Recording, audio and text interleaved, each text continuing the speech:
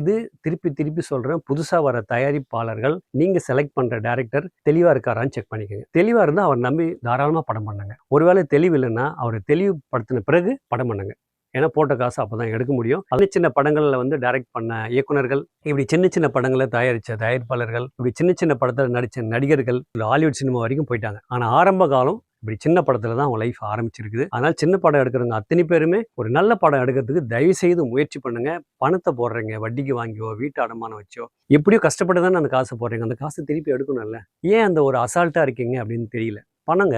யாரோ ஒரு பையன் டைரக்ட் பண்றான்னு வச்சுங்களேன், நான் அங்கே விற்று கொடுத்துட்றேன், இங்கே விற்று கொடுத்துட்றேன் அப்படிங்கிறது வார்த்தை. அது நம்பிக்கையான வார்த்தை. அந்த நம்பிக்கையான வார்த்தை நாளைக்கு பணமாக மாறிடுமானா நிச்சயமாக மாறாது. சினிமாங்கிறதே அனுபவம் தான். அனுபவம் இல்லாமல் சினிமா பண்ண முடியாது. இதில் மாற்று கருத்து எதுவுமே கிடையாது. புதுசாக வரவங்க எக்ஸ்பீரியன்ஸ் எடுத்துக்கோங்க. டைரக்டர் மட்டும் இல்லை, தயாரிப்பாளர்களும் ஒரு நல்ல ஒரு அட்வைஸ் எடுத்துங்க. ப்ரொடியூசர்ஸ் கவுன்சில் சிவா சார் அப்போ இருந்தார் தலைவராக. அவரு நிறைய முறை வீடியோ போட்டிருக்காரு. புதுசாக வர ப்ரொடியூசர்ஸ்லாம் கொஞ்சம் கவுன்சிலுக்கு வாங்க, ஒரு படம் தயாரிக்கிறது எப்படி, ஒரு சின்ன பட்ஜெட்ல எப்படி படம் பண்றது அப்படிங்கிற ஐடியாவை எடுத்துக்கங்க. ஒரு அனுபவப்பட்டவங்களை கூட வச்சுக்கிட்டாவது படம் பண்ணுங்க அப்படின்னு அவர் சொன்னார். சுந்தர்சி ஒரு 2 மணி வீடியோவில் சொன்னார். ஆர்கே செல்லுமணி 2 மணி வீடியோ போட்டார். நான் குறைஞ்சது ஒரு 10 வீடியோக்கு மேலே போட்டிருப்பேன். இவ்வளோ பேர் சொல்லியுமே நீங்க எதுவுமே எடுத்துக்காம நீங்க பாட்டுக்கு காசை போட்டுட்டீங்கன்னா, இங்க சென்னையில் என் காசை எடுத்து கொடுங்க அப்படின்னா அப்பெல்லாம் எடுத்து தர மாட்டாங்க. இது உங்க பணம் எப்படி உங்களுக்கு முக்கியமோ அதே போல இந்த வியாபாரிங்க காசு போட்டாங்கன்னா அவங்க பணமும் அவங்களுக்கு முக்கியம். திருப்பி எடுக்க முடியுமான்னு பார்ப்பாங்க. அதுக்கு உங்க படத்துல கண்டென்ட் இருக்கணும். படம் எடுக்கிறது விஷயம் கிடையாது, வியாபார சினிமா எடுக்கணும். சினிமா யார் வேணாலும் எடுத்துக்கலாம். இப்போ கேமரா இருக்குல்ல, ஆன் பண்ணிட்டு நீங்க எதாவது பேசுங்க. இப்போ நான் பேசுறேன்ல, அதுபோல யார் வேணாலும் பேசிக்கலாம். அதெல்லாம் படமாயிடாது.